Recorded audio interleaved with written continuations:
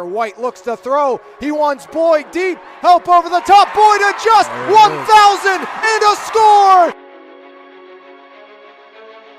Wilson drives in. She scores.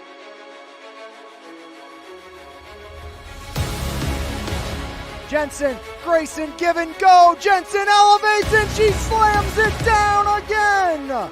Arlo, top of the box, a drive, and he fires it in. This Cannon hammers the back line. Striplings fires it up. Spencer in space. Just got it. Touchdown, Sarah Catholic.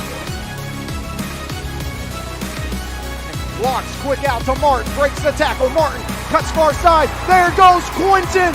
See you later. One play. Touchdown, Leopards. Quinton Martin for 6 from 36.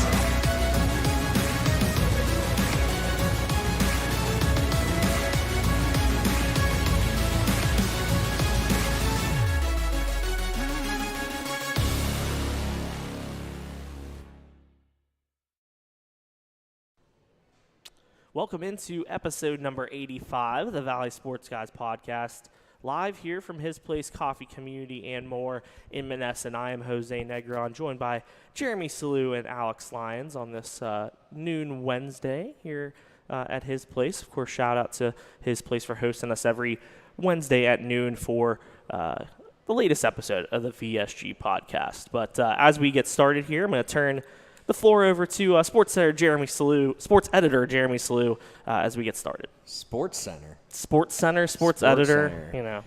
Okay, so let's get this out of the way real quick. In last week's episode 84, let me just say I regret the choice of words used to describe, one of our local high school athletes.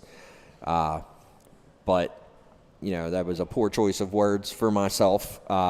When describing a high school kid and his actions. But, like I said, I do, apologize for that part of that conversation we had there. But I will make abundantly clear that I do stand behind my comments when made about the athletic department in Menneson for how that whole situation was handled. And, I still hold my opinion. So, again, to that student athlete, I apologize for that regretful choice of words, but that's where we're at, and that's, as far as I'm concerned, that's the end of the situation. So moving on, let's go. We can move on to what we do best, and we're going to talk some high school sports as always. Get started with our Friday football recap, get into some soccer, some different things as we move forward.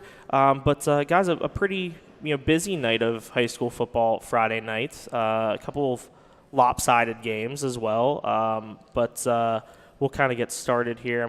I gotta actually pull this up because I didn't beforehand. So. And I mean, Jose, there was some maybe games that a lot of surprises I feel like in there. Maybe some games we saw while you're pulling that up that we saw closer than you expected, and some games a lot kind of more of a blowout than expected. I know none of us were at it, so one of those games mentioned, Clareton easily, it seemed like, handled Greensburg Central Catholic this year. And now you kind of wonder, is it going to be the Bears and the Jeannette Jayhawks battling for that conference title when it's all said and done? Because, Jeannette's kind of had a resurgence this year. They're still trying to hold on to that most wins all-time record in the WPIL, and they're clinging to that one game advantage over Aliquippa, and they were hoping to get a 2-game cushion when they played West Day. Obviously, that didn't happen, but now you have Clareton and Jeannette meeting in a couple weeks from now, and Clareton, after a slow start to the season, man, do they look good with Mike Wright Jr. at the helm of that offense. Yeah, it's kind of looking like it used to look with Clareton and Jeannette kind of dominating their ways to some wins. Well, and as I was saying, I've seen Jeannette twice now this year, and they've been pretty impressive. Yeah. They're not the same Jeannette of the last couple years. Head coach Tommy Pallone's doing a great job, getting the best out of his team each and every week, and like you said, Alex, I think that Clareton Jeannette game at the end of the year, the final regular season day, there's a lot of big games, and I think we pinpointed 2 big games that weekend: McKeesport, TJ, Belvern, and EF. And I think you have to throw Clairton and Jeanette into that mix because I think all 3 of those games are going to determine. That's going to be a huge week. A huge week. Jasir Jones, got to talk about him. I mean, 4 touchdowns in that win over Greensburg Central Catholic. Just a phenomenal performance by him. Liam Bellin had the coverage for Saturday's MVI on that matchup. But yeah, I mean, this is a Clairton team that, like you said, Alex, started off slow. 2 losses to start the season, and they haven't lost since. This is a team that has really wreaked havoc, and a 40-28 victory over a quality Greensburg Central Catholic team really kind of stands out as to why they're kind of moving in the right direction. And I think it's true now that it's not just a 1-game sample size for Clairton, because you saw that game with Ocean. Yeah, they were great last year, and things change from year to year. They blew out Ocean. You said, okay, maybe is it just Osh being down, which I think Osh is down. Osh had 6 kids with season-ending injuries. I mean, so they're down. That's a big reason why. But then you look at this. Okay, you come into a GCC team. Yeah, they lost a guy like Deshaun Craggett, who we saw on Friday, Jeremy, who transferred from GCC to Geibel, now playing at Southmoreland due to that co-op. And then but you still have your likes of, some of your big name players on that roster, like Tyree Turner and company for GCC and Clairton. They're proving that it wasn't a fluke, that this is a team that's here to stay, that's here to be a dominant force in 1A again, like we've seen in years past with this Clairton Bears team. And I think it's one of those things that Clairton was hoping for. You've had a couple down years, at least to their standard. Capone Jones struggled, I think, a little bit last year in his senior year, and at times at the quarterback position. But, it was a kind of, you knew what you had with Capone. You didn't necessarily know what you have with a first-year starting senior and Mike Wright, and he's been great. This is a Clairton team that's been very proud of what they've been able to accomplish. You go back to the Tyler Boyd teams, the teams that had Coach John DeMarco and Bukowski as the offensive coordinators. Bringing that up because we saw them on Friday, but that was that 66 straight win team that won 6 titles, 4 state titles. And then you saw the teams that had Aaron Matthews and Lamont Wade on them. I mean, just talent after talent coming out of that program. And, it's been not necessarily at the Clairton standard, I think, the last couple seasons. And after a slow start, all of a sudden the Bears look primed to once again try to maybe reign supreme inside this 1A classification. And you talked about the standard. Clairton, they haven't been the same Clairton team. They've still been a playoff team, which for most programs, that's kind of the goal, is to make the playoffs and, maybe surprise some people in the postseason. But this is a Clairton team that has the expectations are so high just because of the success they've had in the past. And these are kids who have seen that success. They were, cheering on those great teams, and they were able to see, how special it was for, that city to have the success that they did, both at the, WPIAL level and at the state level. So they want to replicate it, and right now it looks like Clairton's going in the right direction again. And when you can say our goals are to compete, not make the playoffs, that's expected. And that's what you're not wanting to do. You're in a good shape if you're expected to make the playoffs and your goals are much higher. But you look at these losses. Washington, not a bad team in any rights. I mean, they're always competitive, and they had some locker room shakeups, which I've heard truly helped improve that Washington team. Some guys no longer there, and then you lost to Westinghouse. Well, Westinghouse, they're a powerhouse in the City League. I mean, they're 5-0 again this year. They beat Perry 52-6. They beat University Prep 34-18. They beat Alderdice 20-2, and then they went to Hollidaysburg and beat Hollidaysburg on the road by 8. I mean, that's a great team, that Hollidaysburg team normally. So, I mean, you look at this, and they are looking like they've beat some tough opponents, obviously, and they've lost to a couple tough opponents. That this is going to be, a really good run for them. Just the only issue you see with Clairton maybe going into that Jeanette game is Springdale, Rochester, Fraser the next 3 weeks. And they're not going to be really battle-tested again till Jeanette, I think. Yeah, I mean, that's always kind of an issue for that one. Rochester's always at least a half decent program. They're not bad this year, but we'll find out what happens. I think them and that Union game's on our Friday. huddle picks. It is this week, but I think Clairton, and, we sometimes forget still how young they are. I mean, they're still an overall, young team. So, I think, as you move into next year when a lot of these kids are juniors, going into their senior years or junior years, I don't think you'll have that slow start against some of these powerhouse programs. But, again, you never know what realignment's going to hold or anything like that. So, but, yeah, they're definitely finding their stride. You guys did mention two former Clairton coaches, John DeMarco and Timmy Bukowski. Both went head-to-head on Friday night with their teams in the Interstate Conference. Elizabeth Ford, led by DeMarco, versus Bukowski's Southmoreland Scotties. And it was the Charlie Niggett show, guys. I mean, what a performance. I mean, we've seen it time and time again. I mean, I know he's getting the huge spotlight right now, but this isn't a surprise to us. I mean, he does this kind of on the low pretty much every week. And probably it might be one of the best football games I see all season. Yeah. It was a great game back and forth. Elizabeth Ford, I think 3 touchdowns in the fourth quarter, end up pulling out a 31-24 win. Credit to Southmoreland. I know they got Ethan Shawley back. He was injured to start the season. Immediate impact, big tackles, big moments, big interception to start the second half. Deshaun Craggett, I mean, for the most part, Elizabeth Ford held him in check. I'm sure, Alex, you would probably agree. I mean, he broke away for a 64-yard run on his second carry of the game, but after that it was only 30 yards on so many carries. And you have the big screen pass, but that was it. Right. He had a 77-yard touchdown on a screen pass, but talking to Coach DeMarco, you almost have to account Southmoreland, Kiefer to Kefford, that's going to happen once a game. Yeah. He was very complimentary of Isaiah Turner and the job he did on Keffer on the outside. He said at that moment of the game it was a perfect play, and he just made the play. He said Isaiah was a little down on himself, but he just went to him and said, hey, sometimes the other guy makes the better play. But he was very happy with the way he shut Keffer down for the most part. But like you said, Kiefer hits Craggett with a 77-yarder, but then Jake Kaler, who I know dates my cousin, but unfortunately, like Coach Bukowski said, he wasn't supposed to kick the ball to Charlie on the ensuing kickoff. He said he just got under it a little bit too much.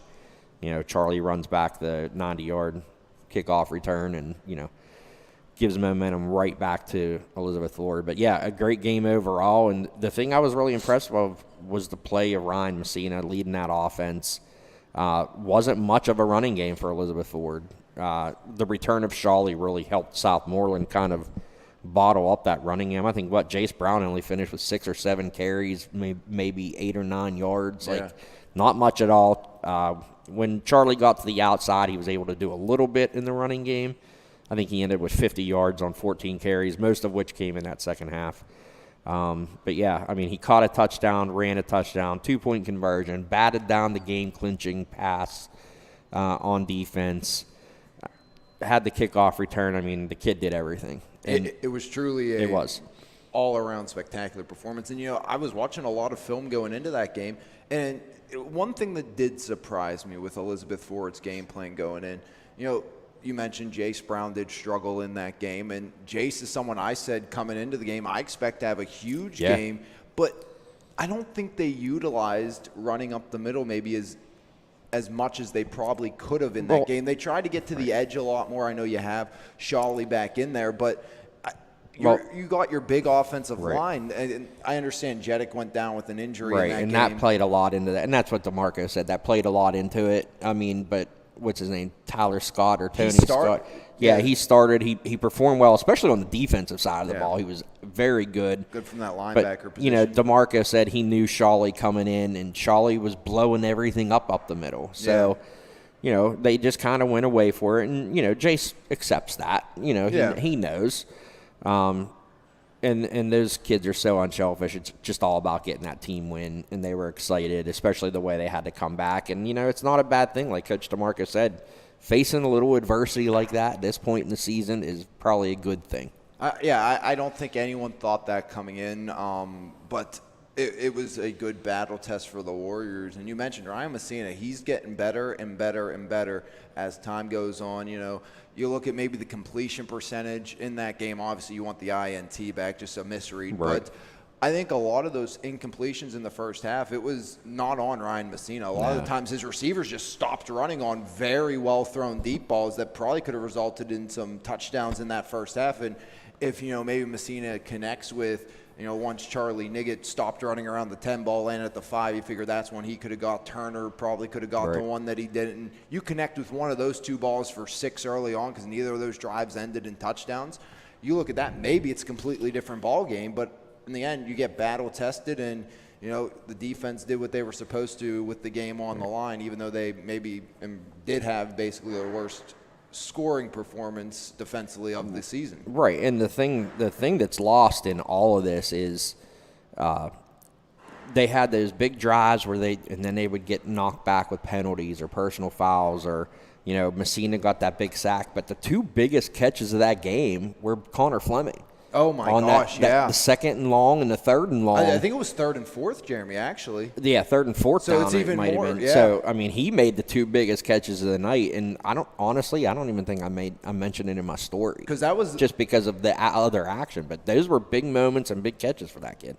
Yeah, that was coming down to eventually make it a 17-16 game off the extra point miss. But, you know, and Jeremy, I don't know where you stand on this, and I understand what Coach John DeMarco is trying to do. You have a senior kicker in Wilson A. He's going to be gone after this year, and you have a Holderin in there as well, just a freshman. But you have to wonder, I understand you want to get him reps and give him those opportunities. Right. But in a game like this where you're going to have closer games, until maybe you feel like it's in hand, do you run Sine out there more consistently? I mean, I think so. I think and I love the idea of we're going to have to switch kickers next year. We have to prepare, but you got to be ready for the future now. And it didn't, but that extra point miss could have loomed very large in the outcome of that game. Right, and it's funny how those extra point misses always do. You know, I mean, no matter what game it is. But yeah, he mentioned that after the game, talking to him.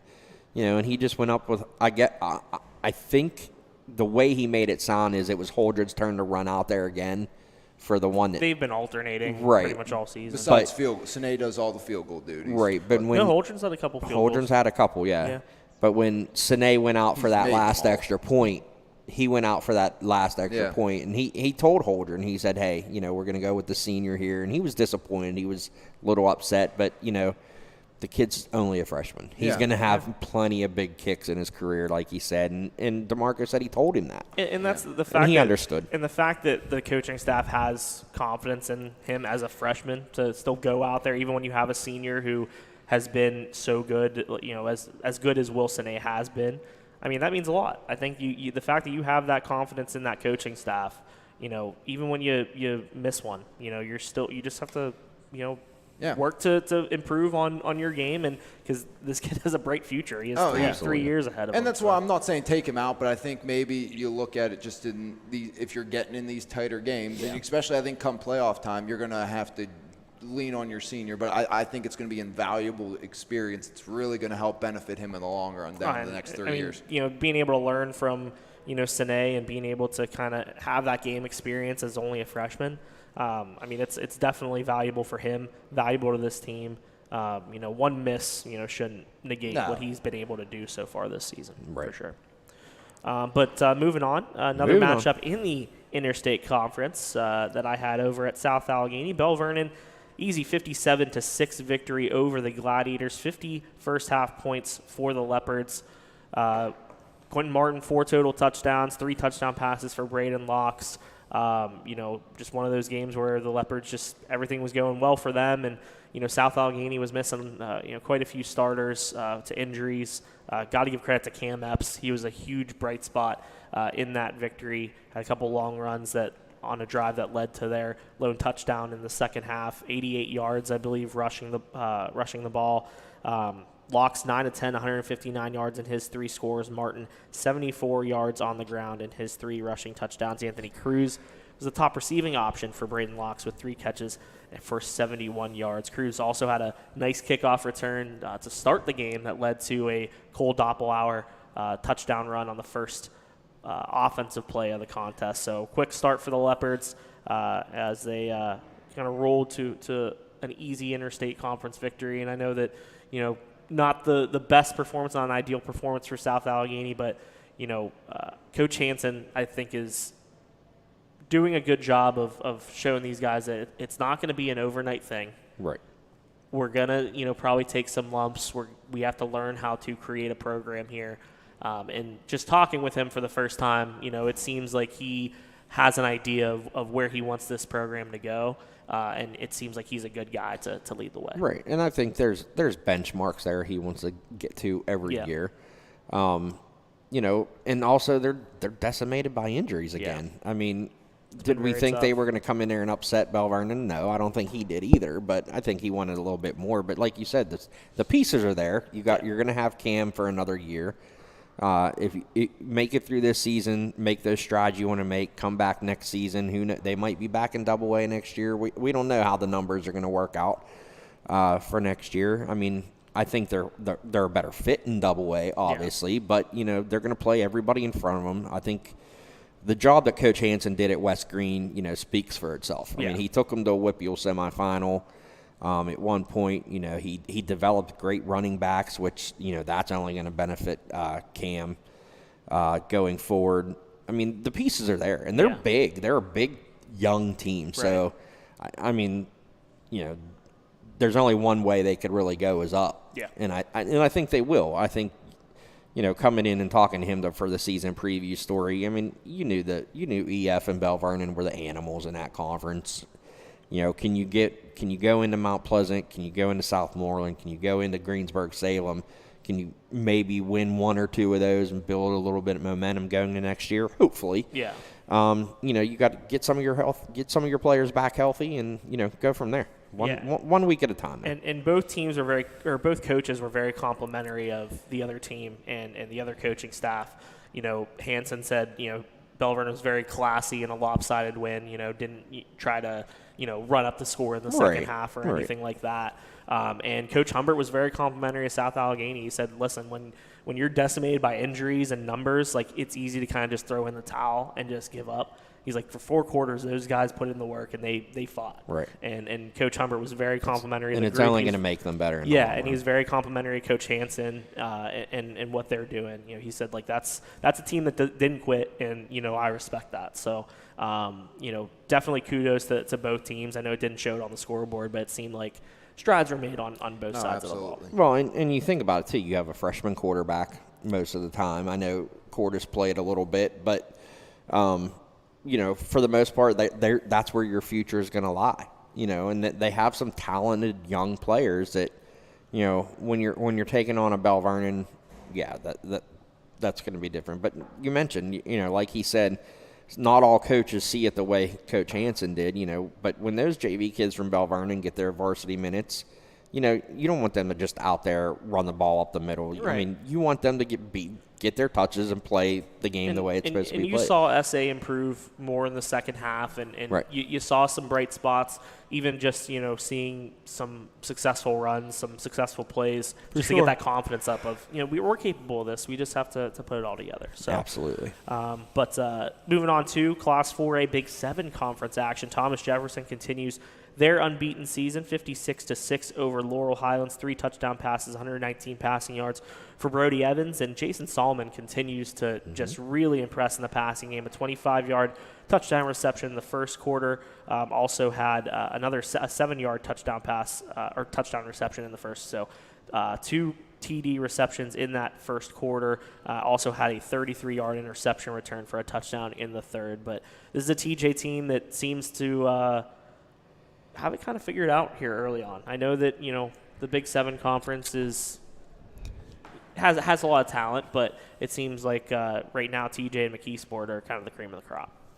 Yeah, and I think McKeesport, speaking to them, they're going to get a nice test this 2 weeks from now, with some non-section, non-conference matchup. And they with came Gateway. off a 48-0 win over Ringgold as well. TJ's looking like a well-oiled machine, which, you expect nothing from those Jaguars. Coming into every year. I am very excited to see that TJ McKeesport matchup because 2 well-coached teams, 2 teams that every single year that game always comes down to the last possession. And you look at what McKeesport's doing right now. I mean, Anthony Boyd has been phenomenal. 33 touchdown runs of 33 and 50 yards on Friday against Ringgold. This is a team that has just so many weapons. Garrett Tarker has really been strong in the passing game. He had 2 touchdown passes on Friday night. So this is a McKeesport team that I think is evolving into, doing other things in their offense. Not just relying on the running game. Tarker can sling it as well. So it's going to be very interesting to see 2 teams that are going to be battling for that conference title by the end of the year. We'll move on. Continue on down our list. I don't have much to say about that. Not much to say. Okay. We'll move into the Class 2A Allegheny Conference. Sarah Catholic Eagles with their first victory of the season, 20-12 over Derry Quadir Stribling, 192 passing yards and a touchdown. Ahmad Ward for Derry, 25 carries, 149 yards and 2 touchdowns. So Sarah still needs to improve on defense in terms of controlling that running game of the opposition. I know that'll probably be a point of emphasis this week. Especially with the team they're playing. They like to run the football. And we'll talk a little bit about that and mention it right now that the Yacht Cougars with a 21-0 victory over Ligonier Valley. Radon Kuroda had a phenomenal game against Ligonier Valley as I pull up his I don't think numbers. anybody saw that one coming either. No, I mean, a big victory there for Yacht as Radon Kuroda ran for 130 yards, also had 15 tackles on defense, a guy that has just pretty much done it all for Yacht in the early going of the season. Moving forward as well, in the Century Conference, Keystone Oaks a 41-14 victory over Charleroi. In the Eastern Conference, we mentioned Clareton a 40-28 win over Greensburg Central Catholic. In the Tri-County South, California 58-0 over Mapletown, guys. Spencer Petrucci, 120 yards on the ground, 3 touchdowns. Zach Galetti got in on the action with a 15-yard touchdown run. Lee Kwalk returned a fumble for a touchdown. Jake Lehue with a touchdown run. Logan Hartley with a touchdown run. Kwalk actually had 2 touchdowns with the touchdown run in the third quarter. Jake Lehue for the second straight week with a pick 6. Now 3 pick 6s in his last 2 games. I mean, he is, up to over 6 interceptions now this season? I think so. I mean, he has the school record for INTs in a game that happened this year. I mean, he's basically owning the California football record books. He's been phenomenal. I mean, he is just dominated his way through on defense and what he's done, at quarterback as well. I mean, he's starting to run the football a lot more like he did last year. A 1-yard touchdown run in the second quarter in that big victory. But, yeah, I mean, California, I feel like, Mapletown, obviously not the same Mapletown team we saw last year. But, I think a little statement win for the Trojans being able to shut down that Mapletown team. Also in the Tri-County South, West Green a 41-32 victory over Monessen. And looking ahead to this Friday, of course, we'll have coverage as always every Friday night of high school football. I'm looking ahead to our coverage schedule where we'll be at. Yeah, but mentioning while you're getting that up, Jose, in that game, West Green Monessen, the West Green running back, he went down with a pretty big injury. Colin Brady, yeah. He's back. He's already back, good to go. I mean, talk about those kids are tough. I mean, down there, whether Ben Jackson played through a lot of injuries when he was down there, we would see him get injured and he'd stay in the game. And those West Green kids, they are tough, hard-nosed runners of the football, and no exception here with him. And, great to see an exceptional athlete make his way back on the field and not, have to miss any significant amount of time here. Yeah, 300 rushing yards, 4 touchdowns for Brady on Friday night as West Green picks up a big victory, especially coming into this Friday. Yeah, it'll be a big game when they take on California. Yeah, and looking ahead to our coverage schedule, Jeremy Slew and Mike Darnay will be over at Bell Vernon for their matchup against Greensburg-Salem. I'll be heading over to Yacht alongside you, Alex, for a matchup on Cougar Mountain between the Yacht Cougars and the Sarah Catholic Eagles. We'll also have coverage of the McKeesport Connellsville game and the South Allegheny Southmoreland game from our friends over at the Daily Courier. Our friends over at the Trib will have coverage for us of the Elizabeth Ford Mount Pleasant game. And then Adam Brewer and Jen Cottalupi will be over at California for that big Tri-County South Conference showdown between the West Green Pioneers and the California Trojans. That's good for our football talk.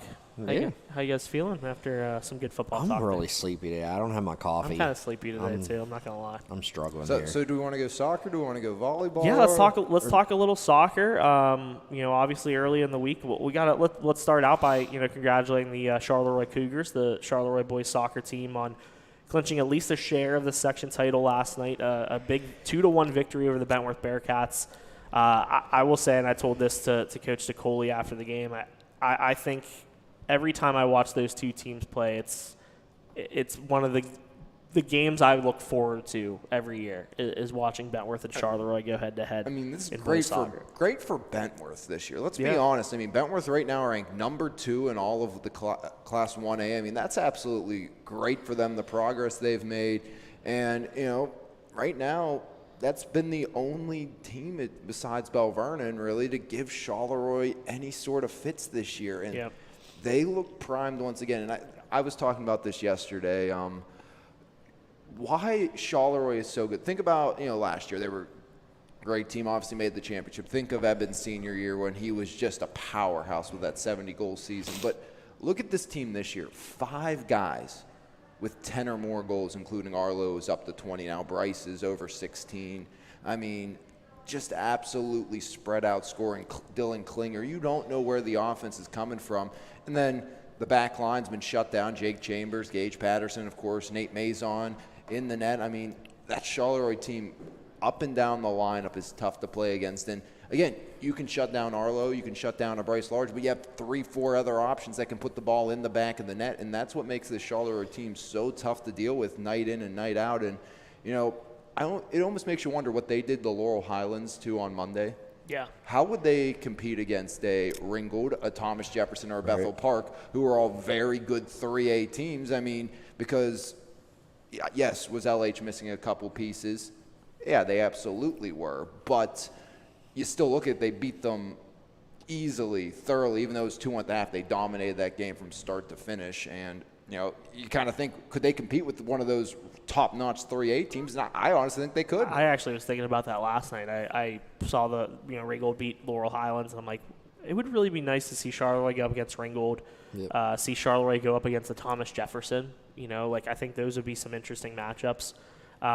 But yeah, I mean, a huge win for Charleroi last night. Last night, obviously, the big one. Yeah, to be able to beat a team that it's always very close between these two teams. It's always a 1 or 2 goal game, and the last meeting was 2-0 over at the Pot, and Bentworth played with 2 significant injuries. Colton Lusk played, but he was still not at 100%.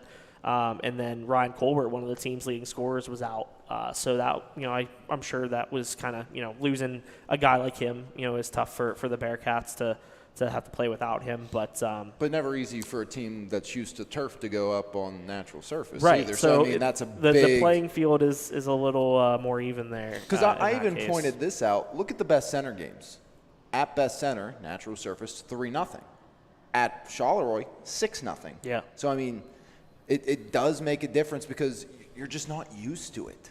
And I actually asked, Coach DeColey before the game. I went down and talked to him, and I was like, "How's the surface looking?" He's like, "Actually, not bad." And these guys have played on it for most of these seniors have played on it for 4 years, so they know what to expect and everything like that. But and I got to give a shout out to just the environment. I mean, the environment at Bentworth.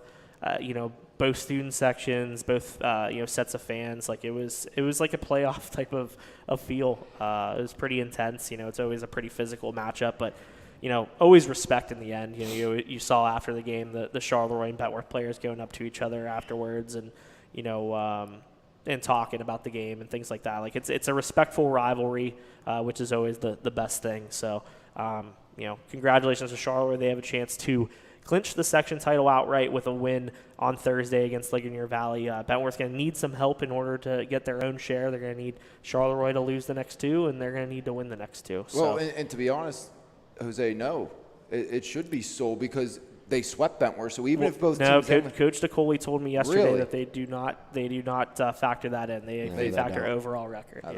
That's still dumb. Which it doesn't matter. Charleroi is going to blow out. There's no.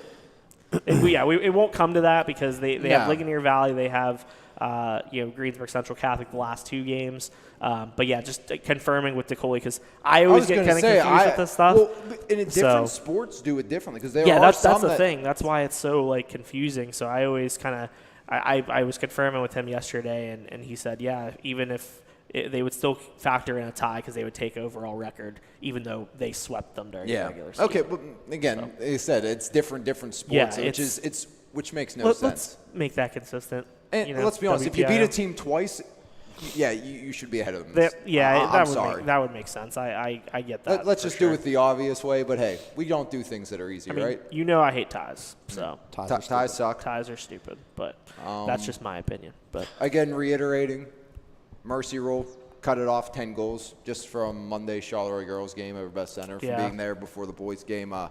10 goals and get out of there. Like, there's no need to keep playing. Yeah. Also, speaking of the Charleroi girls, you got to give a shout out to someone who's going for goal number 100 tonight. The Charleroi girls. Game's canceled. No game tonight. Uniontown canceled it. Oh. Found that out last night. And probably would have had a good shot at it. She would have got it. I think she would have. First 5 minutes. When's the next game for the Charleroi girls? Next week at Waynesburg, I think. Okay. Well, I'll look right now. 100 goal watch is still in effect. It will not happen tonight. But at Waynesburg on Monday. On Monday. Okay. Well, 100 goal watch still in effect for Charleroi Bella Carrada, who's sitting at 98 after scoring 4 against Beth Center. Her and Boots both had 4. No, not allowed to go over 4 goals. Right. And speaking of goals, Trevor Kovacs breaking the single season record for Bell Vernon last night. 7 goals last night. Now sits at 40 goals on the season. Breaks Markello Podiakis' record of 37 in the season, which, what was that, 2017? 2018? 17. Mm-hmm. So, we were lucky enough to be able to cover that. And so congrats to Trevor on reaching that milestone. Big game on Monday night. South Allegheny and Bentworth goes to 2 overtimes. Bentworth with a big victory. Bella Moyer, the freshman, the game-winning goal. Huge win for the Bearcats in terms of just keeping their playoff hopes alive. I know South Allegheny still in the driver's seat with that 4th playoff spot, but this is a section that we've been watching very tightly all season long. Teams, we have 4 teams locally in that section with Monessen, with South Allegheny, Bentworth, and Charleroi. Big game tonight. Bentworth and Monessen, and you had that the last time, and it was a 1-1 tie. And Sammy Saylor had a chance to win it with 3 seconds left in overtime. She airmails a penalty kick, and then in the second overtime, Bentworth had an indirect kick from literally 3 feet away. Yeah. And they couldn't get it, so it was kind of like soccer justice there. But, Bentworth right back in the playoff chase. They beat Monessen tonight, and then South Allegheny, they're at Chartiers Houston tonight. So. And they lost to them the first meeting. They lost the first meeting. 2-1 game last time. That was a great game. And then that's the thing, too. I mean, you look at it, Monessen looks at this game with Bentworth as a winnable game. I mean, anytime you play, Monessen is a team that could very much spoil some hopes here. I know South Allegheny is probably going to be cheering for a Monessen win. But, SA, I mean, I wouldn't count them out against Char Houston as well. I mean, this is a Char Houston team that, last time it was a 2-1 game. And SA in the second half had a very legitimate shot of coming back. Lily Dranko had a couple missed opportunities. And, the big difference in that game, I think you learn from it. You have Allen up earlier. Yeah, Allen, it took her a while to start pushing up in that game, and when they moved her up, that's when things started to go their way. Well, that, I think, and you can start that a little earlier and see if you can get out on Chartiers Houston early on. Right, and this is an SA team that, they have offensive weapons. You have Lily Dranko, you have Allen, you have Riley Stetz. I mean, and a few that I'm probably not even mentioning right now, but this is a very solid team. You look at Ella Lotz and net. I think one of the better net minders in this section. Yep. So I wouldn't count South Allegheny out, but this Bentworth team, man. I mean, credit to Tyler Hamstra, and they don't have that one legitimate goal scorer. Right. That he's had in the past with Jocelyn Timlin, and even when Paige Marshallek was there, she was a big time goal scorer. But he just always has his teams ready. Well, and the biggest thing for them is defensively this year. I mean, they're shutting teams down for the most part, with the exception of a couple games. But Right. they just have to find that offense, because you could almost guarantee Menneson's not going to score more than 1 or 2 goals tonight. So can Bentworth get those goals? I mean, they had in that tie game, they had a lot of opportunities as well.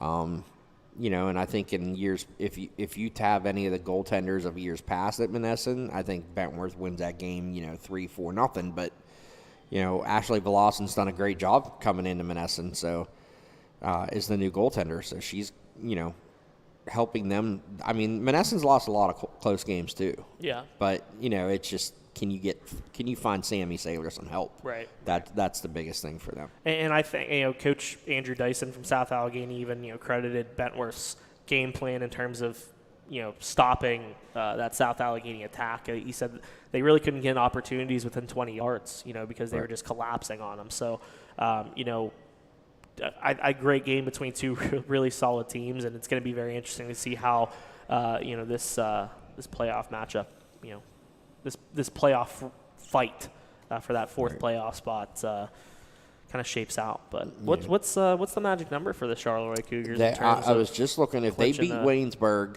they're still a game ahead of Chartiers Houston. If they beat Waynesburg, they have. Hold on. Well, that's a team. Charleroi is a team that's hoping South Allegheny upsets Char Houston as well. Absolutely, but after that, Charleroi has South Allegheny and Menneson. So, and then Chartiers Houston would have Menneson and Bentworth again. So, I mean, they're real close. They're on the verge. The biggest thing was getting over that Chartiers Houston hump again last week, which they did, on the road. So that drive to Greene County is never easy. So you got to, and I think, they talked about it. Adam Brewer covered that game, and Charleroi's focus heading into that Chartiers Houston game was on point, and it's going to have to be the same way when they play Waynesburg, and that's the big thing. Chartiers Houston's coming off a 2-1 win over Waynesburg on Monday, so that top of that section's tough, but Charleroi definitely with a leg up on everybody else. And I mean, they just have to go in there and take care of business. Right. I'll tell you, no one likes the drive from the Mon Valley to Waynesburg. I had to do it for 4 years. It sucks. I think I've only had to do it once. I actually think it was when Bentworth was kind of making that those Whippeal playoff runs, and I think I had to cover a playoff game at Waynesburg Central once, but yeah, I haven't had to do it very often. I don't miss the drives. I'll tell you that. I'm sure you don't. But anything else that kind of has. You guys want to discuss before we move on? I'm going to throw this out to you guys, and I want your thoughts on something that came up. We'll switch to boys, and we talked about that 3A section that features 2 local teams with TJ and Ringgold. Obviously, Thomas Jefferson, injuries have been absolutely a bit miserable this year. Yeah. All over. You lose the returning player of the year in the WPIL. You lose your 2 starting midfielders that are supposed to come back hopefully before playoff time is the thought process for them. But you look at that team, and they've lost and tied a game with Bethel Park, who's phenomenal, obviously, again this year. And, when we were doing the Connellsville game, it was kind of one of those things, you're looking at the section standings, and obviously things have played out. But with the Ringgold Rams, being just as good right in there with those 2 other teams, would you consider it better for TJ, instead of seeing a 3-way tie at the top of the section, that, Bethel Park kind of wins out, TJ wins out, and then TJ, they're looking at maybe a better playoff seed due to just a loss and tie to Bethel Park than in the sense of tri-champion situation in that conference. Yeah. I mean, this is a TJ team that, with those losses has still looked very, very strong. Yeah. I mean, I look at that Bethel Park tie, plenty of opportunities on either side. Almost had a chance to win it there at the end, did TJ. This is a team that still has a ton of talent, very well coached. Doc Coolish has, done it for a long time. He understands what it takes to win at this level. It's tough to play in that section too, because you got another pesky Ringgold team in there as well. So and they play Ringgold next week. TJ does. Yeah, and that's always a pretty tough. Is it next matchup. week or 2 weeks from now? I want to say it's next week, but I could be wrong. I know the TJ EF girls games next week. So Yes. that's why I don't know if Right. I'm confusing if they're back-to-back. It might be a Wednesday TJ EF, and then TJ Ringgold might be Thursday next week, if I'm not mistaken. Yeah. But yeah, I mean that's a tough section to play in, and 3A is always pretty stacked. But Yeah. I mean I wouldn't even with all the losses. I mean you mentioned one of the biggest losses is Anthony Orlando, who was a 20-plus goal scorer last year. 26. He came back for one game, and then it was kind of done after that. It's tough to see him go out. It was really encouraging to see him back, but to see him kind of suffer a setback is pretty tough. But Brady Miller's done a pretty good job helping with the offense. He sure has. He's been really good this year. The game-winning goal last night in overtime, that's both of TJ's goals in their win over Trinity. I think was coming off a hat trick. I think he scored 5 straight goals dating back to their last game. And that's 2 overtime wins against Trinity this season. Right. I mean, Trinity shout out I believe it's O'Hare, right? That he moved from goaltender to forward. He had the first game-winning goal against Trinity. I'm pretty sure it was O'Hare. Yeah, I I think so. Unselfish play, and 2 big overtime wins for those Jaguars over Trinity. And again, you got to keep doing what you're doing. That's a very talented section. A lot of good teams. Trinity, they're that team. We kind of think of when we said Monessen can do a lot of spoiling, even though Trinity's probably going to be playoff bound. I mean, that's a team that can do a lot of spoiling inside that 3A section. Right, and Trinity's a team that they muck it up. Oh, yeah. They're gonna play that defensive style they always play. You're not going to beat them 4-0, 5-0, 6-0. It's going to be 2-1. 2-0, 1-0, scoreless ties. I mean, that's the way Trinity's always played. Yeah. And that's the way they're going to keep playing. Yeah. Should be very interesting to see how TJ kind of shapes up going into the playoffs, see what they can do in the postseason. The TJ girls, see what they can do once they get to the playoffs, because, of course, a big matchup coming up against Elizabeth Ford, which will probably be for at least a share or the entire section title in TJ's case. Last year they split, so I mean it'll be interesting to see kind of what happens this year. Yep, very, very interesting to see what happens there. But wanted to talk a little Cal football. Of course, we got to have our Vulcan segment. Yeah. What are you gonna say? I said it's time. We gotta make sure Spencer got something to do today on Twitter. He always got to give a shout out to Spencer. Congrats on the Lynn. new job. He got a new job.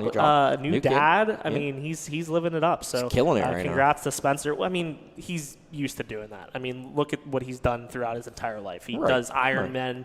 Like what was the ultra marathon? I mean, the guy's been just insane in terms of doing things that people can't even imagine. So congrats to Spencer on all the success and all the great things happening in his life right now. But moving on to just some Vulcan talk, a 37-7 victory for California over Clarion on Saturday.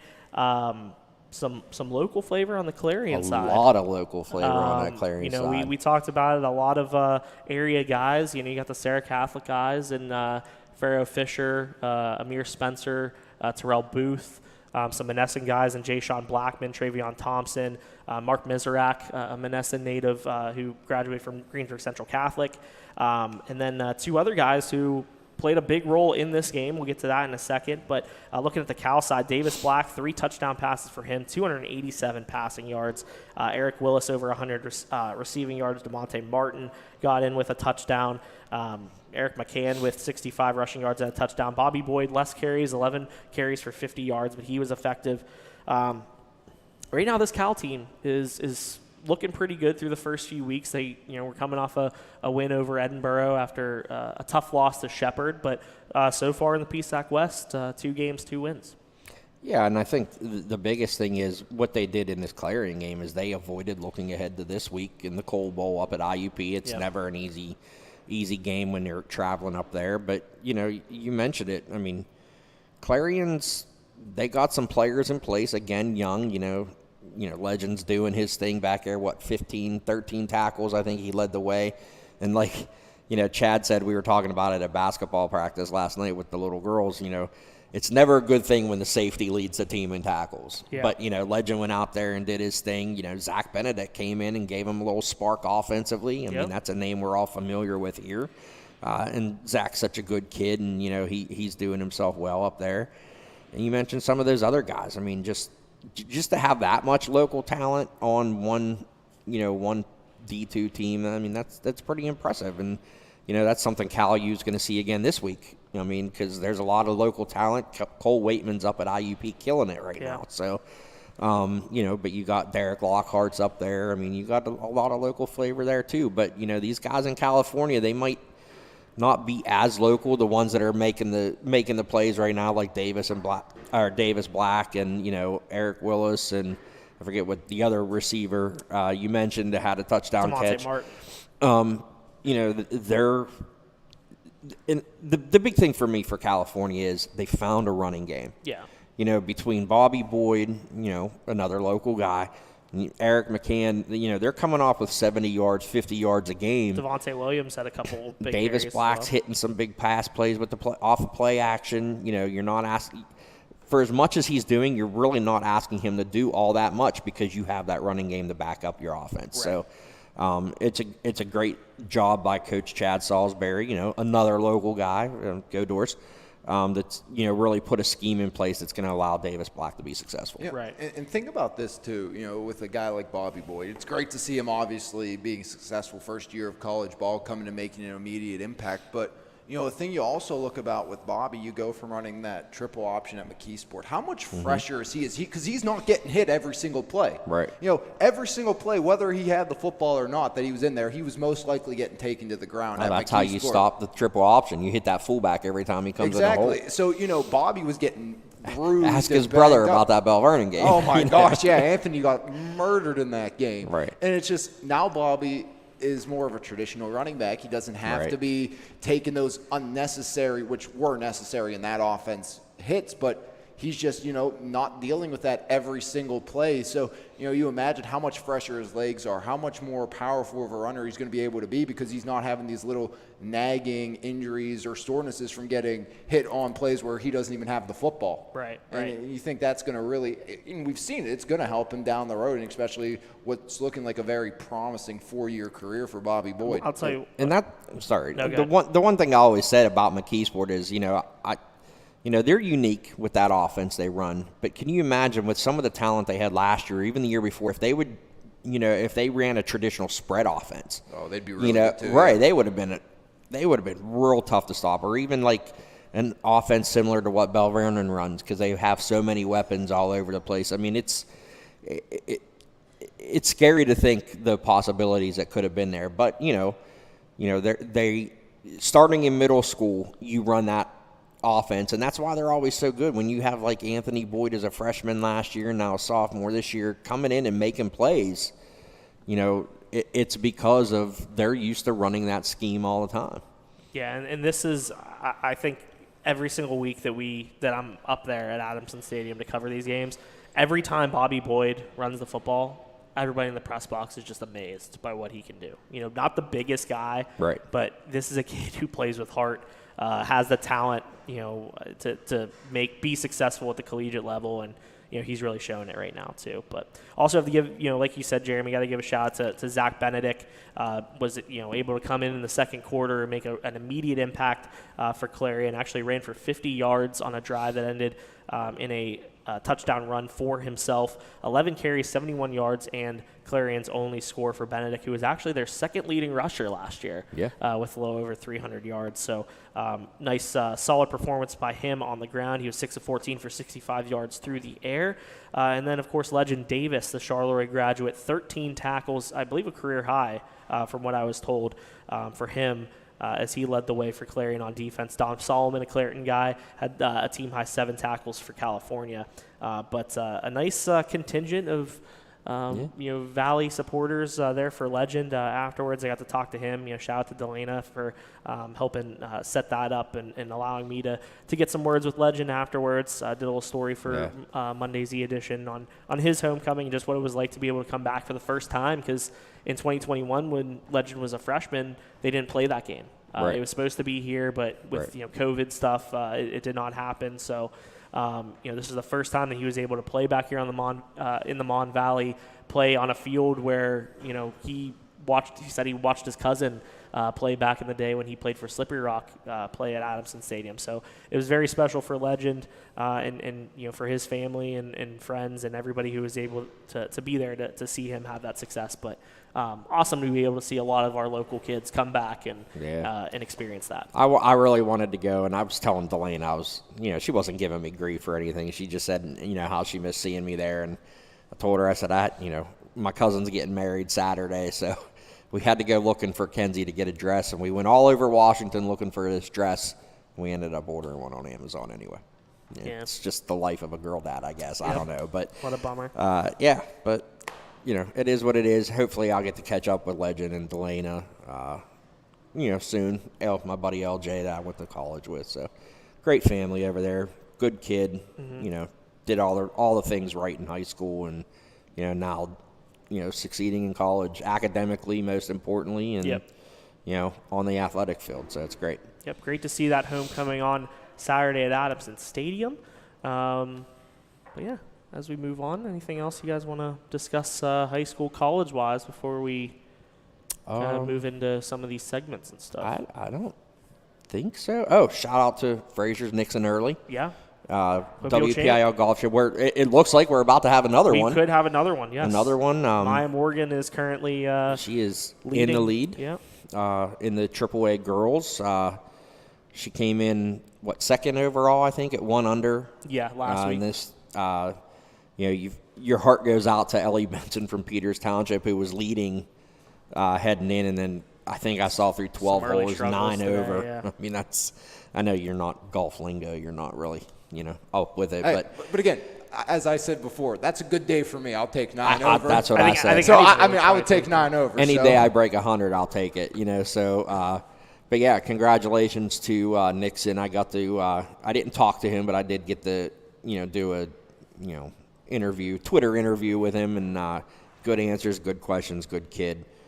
The 4th individual champion now in Frazier history.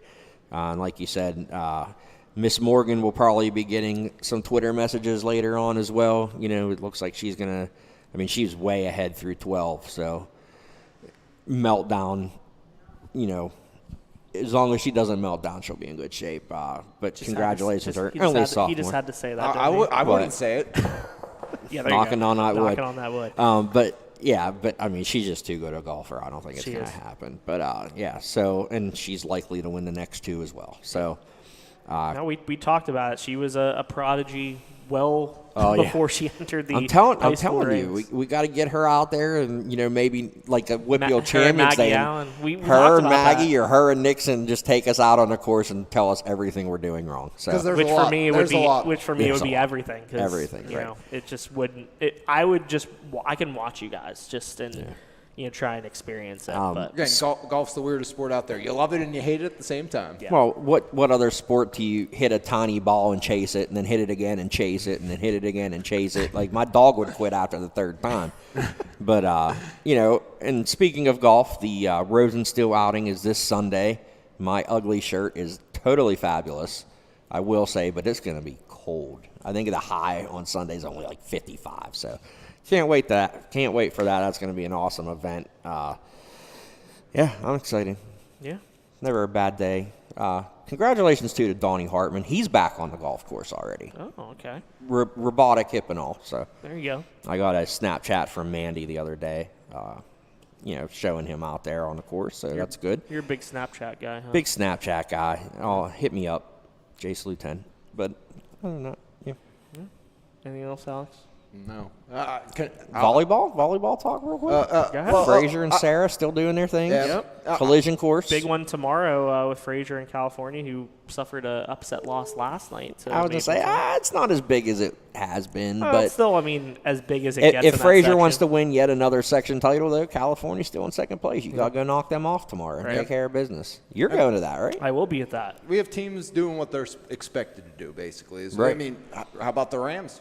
Any other section, they're probably going to be battling for a section championship. But Ringgold looks fantastic. Didn't make the playoffs for over a decade, and now are on the verge of back, or they are back-to-back playoffs. EF and Bell Vernon, who were in a 4-way tie for the last 2 spots, they both lost yesterday. So now I believe, with the way I was looking at the schedule, didn't see the scores, but with who everybody was playing, it looked like Bell Vernon and EF, because EF lost to Ringgold. Bell Vernon was playing TJs, who chalked those up to 4 and 5 conference records, and then you had the bottom 2 dwellers taking on AG and LH. So it kind of looked bleak for the Warriors and the Leopards, but as I said last night, EF, who didn't have Maya Martell last night, and it was some interesting volleyball to say the least, and some things that happened, and I'll get into that in a second. But EF, they still play AG, they play LH, and they play Bell Vernon this year. You win those games, you're in the playoffs. It's as simple as that for the first time since 2020. For a lot of our teams, it's going to be like that. I mean, there's some teams that are like right in the middle of all the muck, in the middle of the section standings. I'm looking at the standings now in 2A in Section 3, Southmoreland, obviously, they're undefeated. Very good squad there. You got Waynesburg, York, Charleroi, Bentworth. Charleroi, Bentworth, and Brownsville are all in that 4, 5, 6 spot. Charleroi leaps ahead last night. They beat Brownsville, and then Bentworth lost to Southmoreland. So Charleroi now holds the 4th and final spot in that section. So, and that's coming down to the wire as well. So a lot of exciting volleyball going on. Oh, absolutely. I mean, I know there's people out there that don't find volleyball as exciting as other sports, but volleyball's awesome. It's constant action. I love it. I love watching it. It's a game with inside a game with inside a game. It's tough to cover sometimes because terrifies me. It's so fast, but it's great. Just, you'll have your volleyball for dummy cheat sheet. I already got it. And can I? You'll be good. This is last night, officials need to be better. I am so sick of officials trying to take over games. You make a mistake, own up to it. Don't be a baby about it. And that's what we saw last night. And this was ridiculous. I have covered probably 100 volleyball games in the last 4 seasons, if not more. I have never once seen a coach or player.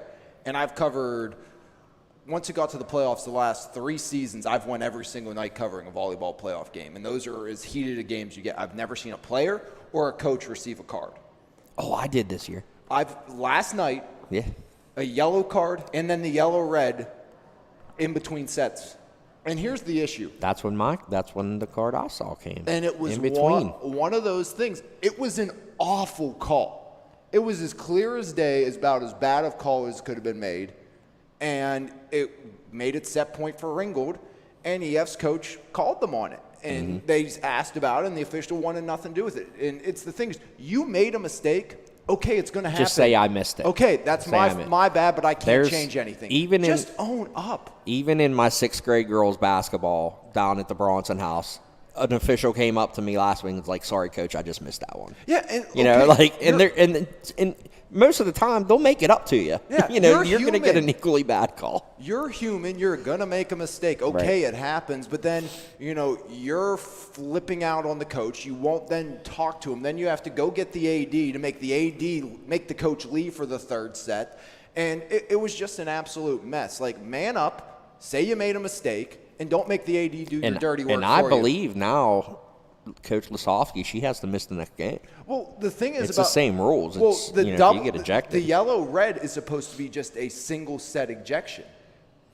Yeah, I don't know. If you go into the rules of volleyball, a yellow-red displayed at the same time is a single set ejection. I've read that, the rules of volleyball. So it's one of those things. Okay, and the assistant coach, I love him. The new assistant coach for Elizabeth Forward, he is absolutely a character. He had his official rule book.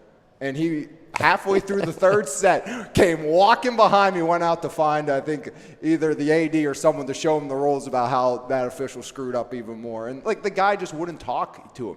He was, as soon as the coach came out and had an issue, Coach Lasofsky wanted to come out and have a conversation about how you just screwed up, he turned his back to her. And, I can't stand it.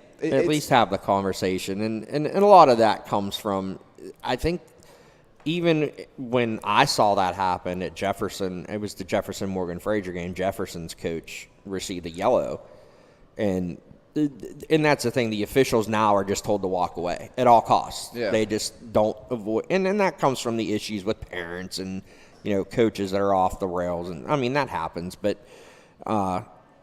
I mean, being an official is not an easy, it's not an easy job. And, I would do it. don't act like we're piling on to officials here. Have the conversation, though. That's my point. Just Like, if man you up would even to it, just, like you said, if you would have just even have the had conversation. any sort of response, and that's what the issue is. He wouldn't even say, I just missed it, or this is why I called it this way. Right. It just was, I don't want to hear a word you're saying to me at all. And it's like, Right. that's the difference. Be willing to at least have a conversation. Absolutely. And that's all I'm asking.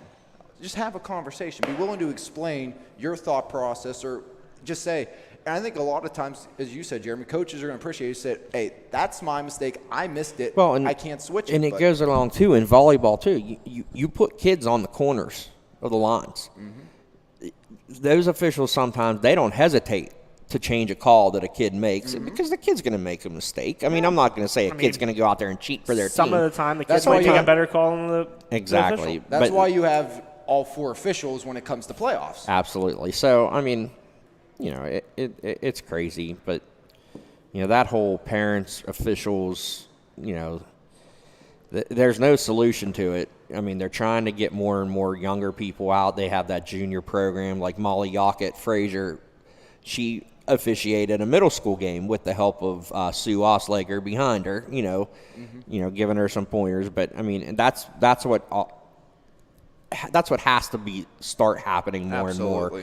Get these programs in place and then train on how to deal with those kind of things. But, like, if I was dealing with that and training somebody, at least have the conversation. Ultimately, it's the official's call. He's not going to change a call.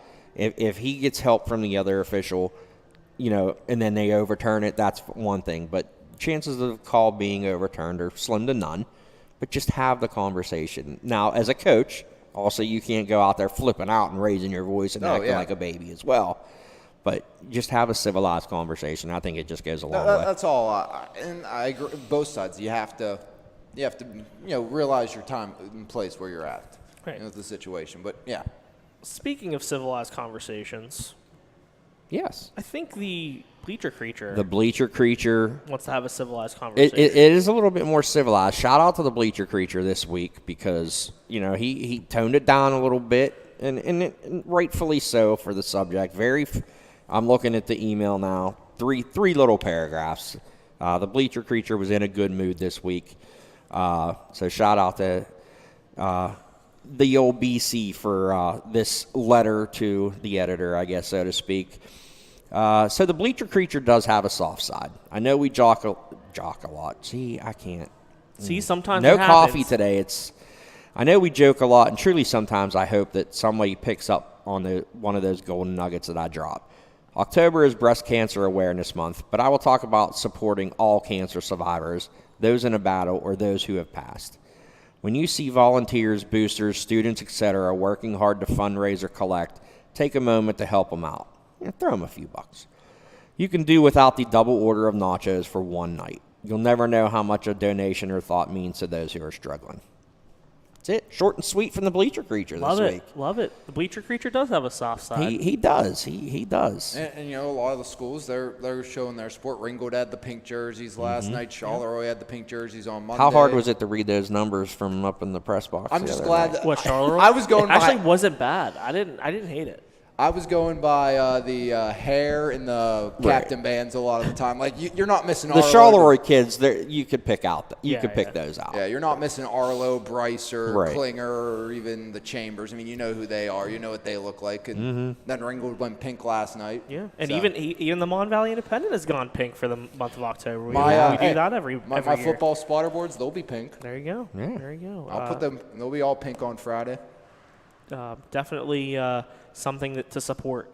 Just all cancer survivors. I know, Charleroi honored a few on Monday, including Josh Chambers, who's going through some of that. So our thoughts are with you. Our support is with everybody who's fighting a battle, and For sure. definitely And there's something worth like, supporting. and that's one of those things. There's nobody that's not affected by it somehow or another. So everybody's been affected by it, throughout their lives in one way or another. I've had aunts who have had it, and so it's it's definitely, tough to go through, but, we're all in it together. And like Casey said, it's not, the pink outs and stuff are great for breast cancer awareness and stuff, But I mean, it's all cancers. My father-in-law passed away from brain cancer a couple years ago. Yeah. That's still a struggle at times for the family. So absolutely. I mean, it's something. Just throw a couple bucks in, donate. Buy the bracelets, buy the T-shirts and stuff, and it goes a long way. The amount of pink bracelets that I have is pretty overwhelming. Yeah. If I wore them all, I probably wouldn't be able to fit them. Look pink. I'd look very pink, yes. Okay. Yes. But any grievances to air? No, today? but we do have one more thing we have to talk about. Yep. The Mon Valley Shootout Classic is quickly approaching. Yes. Hoop season is on the way. Crazy to think about, but yeah, it's a thing. So tentatively, the schedule is being made. We had a good meeting yesterday. The Shootout Classic will be held at Charleroi High School this year, December 1st and 2nd. 2 matchups are set, one each day. Charleroi will take on Monessen in the opening night at 7:30, and then Charleroi will take on Ringgold to close it out the following day on Saturday. So we had a good meeting with Coach Abbott and Coach Joe Greer up from Charleroi yesterday over some lunch. We're going to meet again in a couple weeks. I think you have to be there for that one. That's how it normally works. Going to do a quick walkthrough, just real quick. Coach Abbott's going to have the gym set up a little bit different now. How the gym's going to be set up there at Charleroi, so it's going to work out great. But yeah, that's coming. The tentative schedule is being made. There's some matchups. Hopefully within the next couple of weeks, we'll be able to announce those matchups. But yeah, thank you to Charleroi. I mean, Coach Abbott's very excited to host it. We're excited to be there this year. I like Charleroi's gym. Charleroi's gym. It's going to be a great setup for everybody. I think it's going to go off well. So we just got to nail down those matchups. When you have to start dealing with section matchups and those first couple of weeks, local teams all want to play each other. Right. So we try to mix it up the best we can. Try not to get as many blowouts, but it's first weekend of the year. There's going to be sloppy basketball, regardless if it's the 2 best teams, 2 worst teams, doesn't matter. You also have to deal with the late football seasons that drag into it too. But hopefully we can get another matchup like that TJ McKee sport game last year that was just phenomenal. Yeah. So yeah, but we're excited. We're starting to plan that. You're number 3. You're number 3. Yeah, you're number 3. Pretty crazy. Yeah, that's wild. Very excited about that. Very excited for the rest of fall sports season. It's kind of crazy. Yeah, we're playoffs time's creeping basketball, but we're 2 weeks away from the release of soccer brackets and volleyball brackets. Hockey starts tomorrow, too. 3 local teams. It'll be on MVI Live. That's good segue, Alex. Tell us about MVI Live and what we'll be covering over the next couple South days. Fayette and Thomas Jefferson kick off their season tomorrow. We have the Thomas Jefferson Jaguars hosting South Fayette. TJ, a couple years removed from that championship. Ringgold and EF both have games as well tomorrow starting their season. The Rams, of course, defending champs inside of Division II, looking to repeat again, obviously.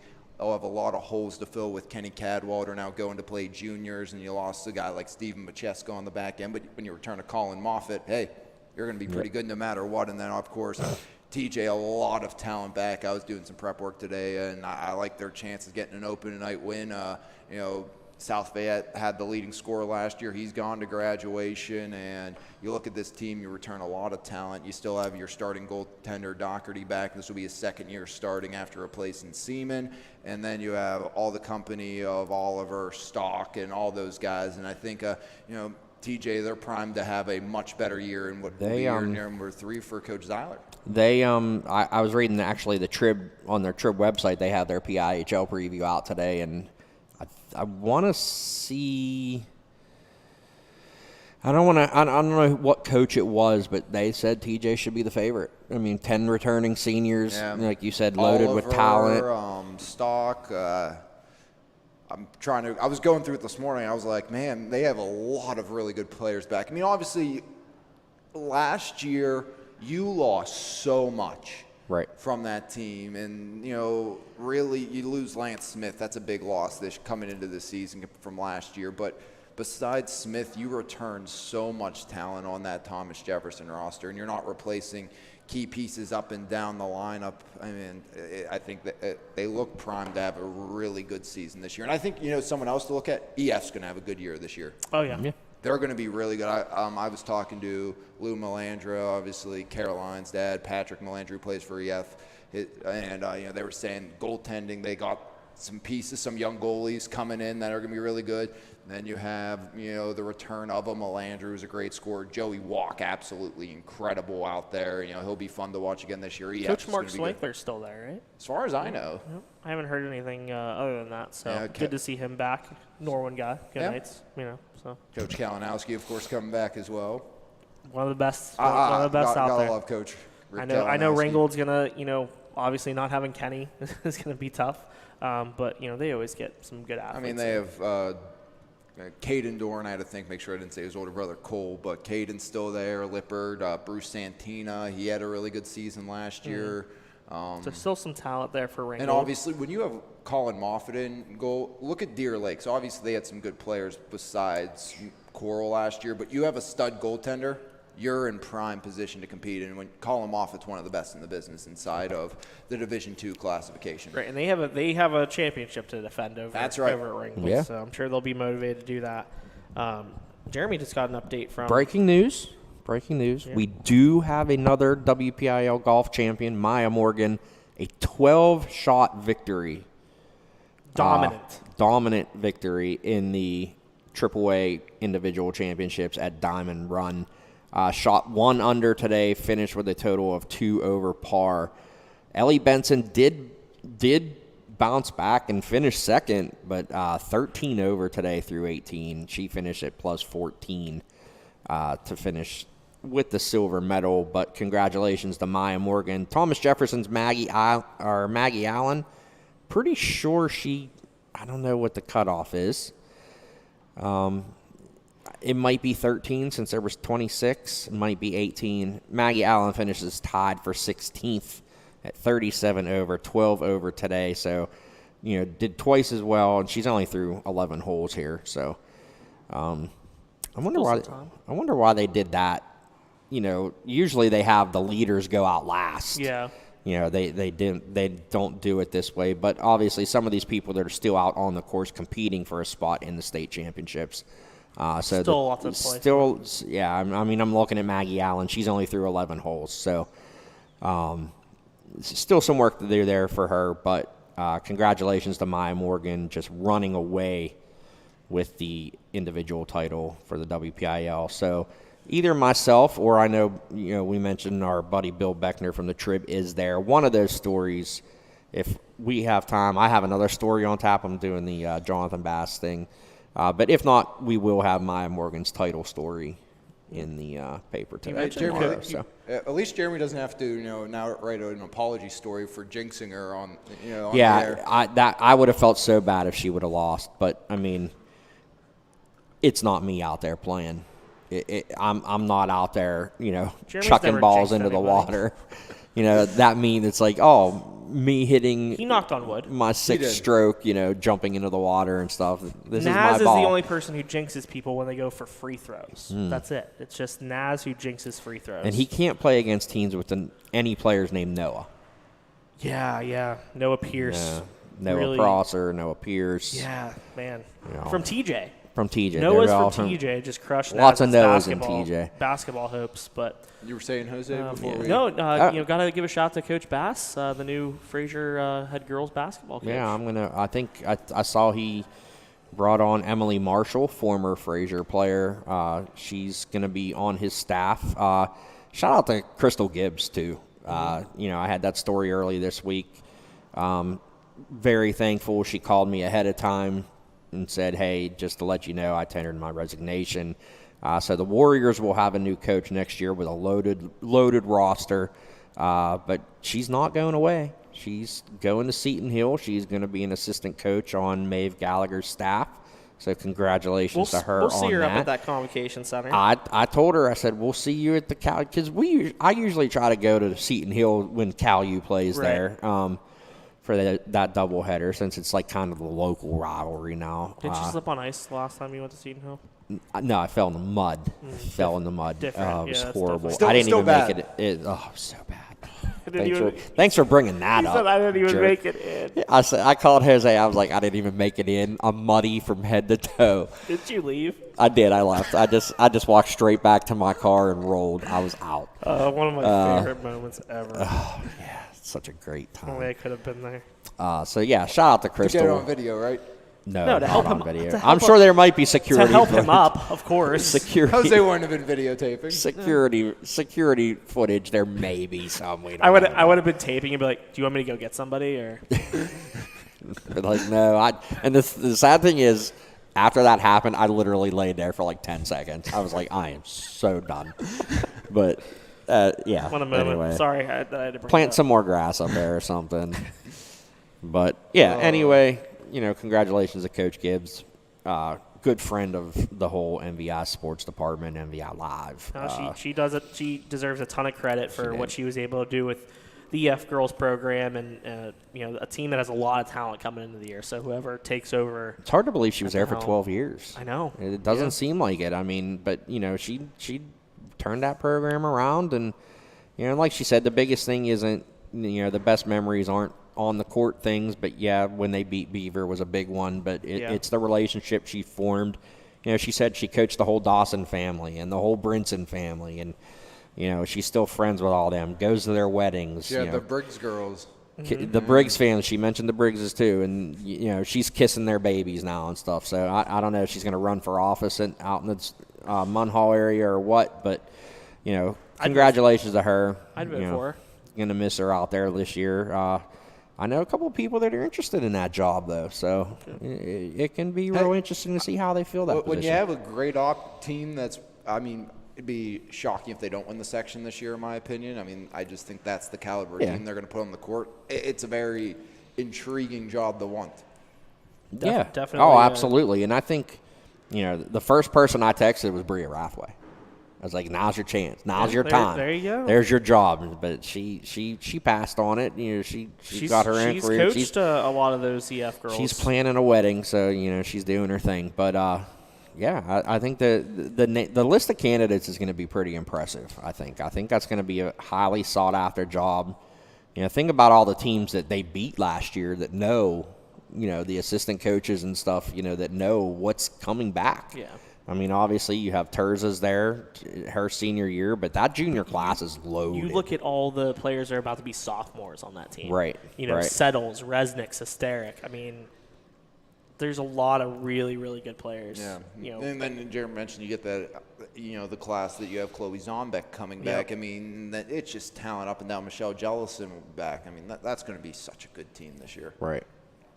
Yeah, Jellison coming back off that injury is going to be huge too. Yeah. A lot of these girls also play in the MVI SPF. Vanessa Florist, a legend, Michelle Jellison. Yep. Yeah, Yep. Jelly, as we call her on the MoFlo team. Shout out to my girls team. Cannon Max next tomorrow. Good practice yesterday. Yeah. I tweeted it from my personal account. Shout out to Emerson Lacarte, former GCC player who's now back at Bell Vernon. She transferred in back to the Leopards this year. Her, Bella Tater, Ariana Monsini came to practice last night, helped the girls get in a good workout, and we're ready to go against Cannon Mac tomorrow night. So.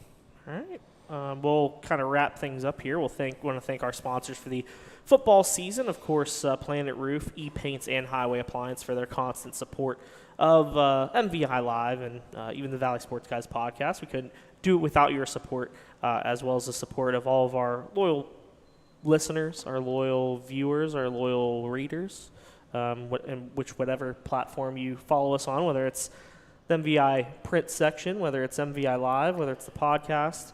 We appreciate that support more than you know. Also want to let you all know to hit us up on social media. Follow all of our social media platforms, whether it's MVI Live, MVI Sports, our personal social media accounts, all the above. I like that option. To be able to follow along with our coverage on social media, in addition to what we provide in the newspaper and online and on MVI Live. Be sure to do that as well. I was trying to do that too, Jose. Yeah. Kill that bug? Yeah. Is that what you're trying to do? Because I was definitely like... I mean, listen, there's just going to be video. You're going to go back and see us randomly like swiping in this end of this podcast. Yeah. If you're interested in advertising with us on the Valley Sports Guys podcast, hit up Alex Lyons at alyons@yourmvi.com for advertising opportunities. And once again, want to thank His Place Coffee Community and More in Menneson for allowing us to come in here, spout our nonsense as usual. We appreciate the support of everyone here. We appreciate all of you that are still watching after an hour and 24 minutes of us going How crazy. long it's been? Yeah, It doesn't this seem. was It seems like long. it seems like it's only been like maybe 30, 40 minutes. The No, Ocho it feels Cinco way episode longer has than been that. very long. Yeah, this is the Ocho Cinco episode. I was going to wear my jersey, but Heinz Ward next week. Heinz Ward next week, and then the Gronk episode the week after, and then the Dale Earnhardt Jr. episode. Oh Jesus! Overrated. I'm skipping that one. That could be all NASCAR talk if you want. I'm out. I'm good. But for Alex Lyons, for Jeremy Slew, I am Jose Negron. Thank you for Hey, you got joining it right us. this week. I did. I got it right, and then you ruined it. Thank you for tuning in. Thank you for watching yet another episode. Thank you for your constant support. We will see you next Wednesday. Same place, same time.